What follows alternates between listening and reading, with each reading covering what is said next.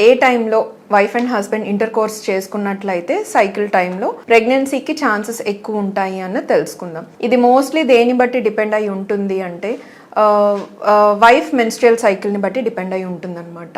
ఒకవేళ ఫీమేల్కి కనుక regular cycles ఉన్నాయి, రెగ్యులర్ సైకిల్స్ అంటే మళ్ళీ ఏంటంటే 25 to 35 డేస్ సైకిల్ అనమాట. ఎవ్రీ మంత్ 25 to 35 డేస్కి పీరియడ్ అనేది కరెక్ట్గా వస్తుంది, ఈ స్పాన్లో కరెక్ట్గా ఉంటుంది. ఓన్లీ 2 to 3 డేస్ వేరియేషన్లో అన్నట్లయితే కనుక వీళ్ళు కరెక్ట్గా ప్రెడిక్ట్ చేయగలుగుతారు వాళ్ళ ఓవ్యులేషన్ టైం ఎప్పుడు అన్నది. ఓవ్యులేషన్ టైం ఎలా తెలుస్తుంది అంటే ఇలా రెగ్యులర్ సైకిల్స్ ఉన్న వాళ్ళకి నెక్స్ట్ ఎక్స్పెక్టెడ్ పీరియడ్ డేట్ ఎప్పుడు. For suppose expected period date next 30th అనుకుందాం, 30 - 14 డేస్ అనమాట.